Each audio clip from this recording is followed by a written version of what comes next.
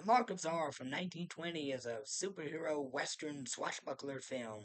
It's the first movie that introduced the world to Zorro, and Zorro was previously introduced to the world through the Arthur Johnston McCulley's debut Zorro novel, The Curse of Capistrano, in 1919. And I'm so glad that they called this movie Mark of Zorro instead of Curse of Capistrano, because that title sounds more like a appropriate for a horror film than a action movie. And in the movie, Douglas Fairbanks plays Don Diego, the California nobleman in the 1840s when California was still under Spanish control, not part of the U.S. yet. Is the California is run by a cruel, oppressive dictator of a governor and his henchman Sergeant Gonzalez, who's was the inspiration for the more kind-hearted Garcia in later Zorro adaptations.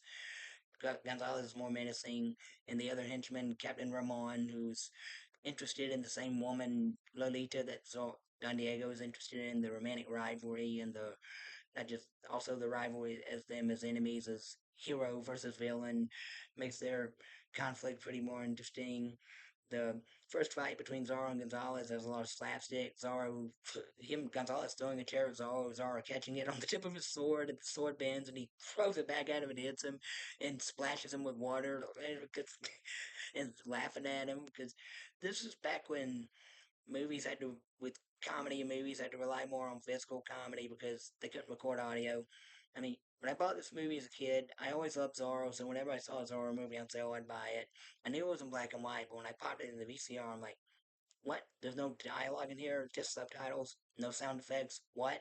There wasn't even any music. They didn't have the music score that I heard, and throughout later years when I rewatched it on YouTube or TCM, that would have the music score, but this VHS copy did not have the music score, but it's a pretty good music score.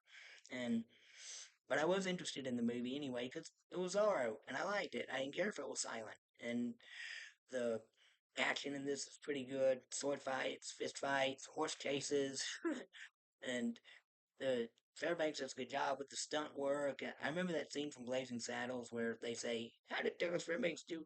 When they're looking at Douglas's like footprints on the Hollywood Walk of Fame, they're like, "How did he do such fantastic stunts with such little feet?"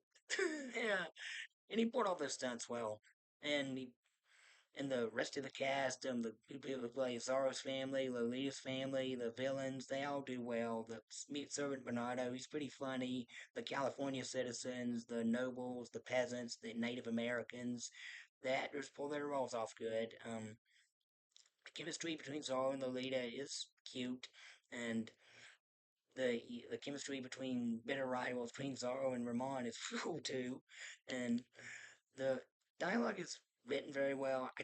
I probably couldn't say it was delivered very well because I didn't hear it, so I just read the subtitles.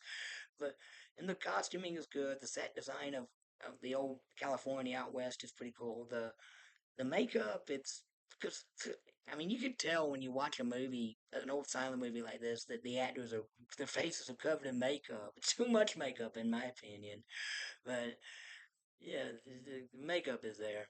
Um, the story, I have read the novel it's based on. I read it a few years ago, so it does follow the novel pretty much faithfully, and with a few changes here and there.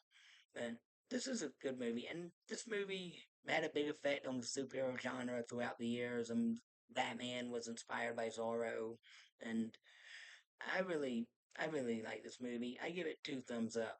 All right, that's my review. If you like it, please hit the like button. Subscribe for more. Thank you. God bless you. Bye.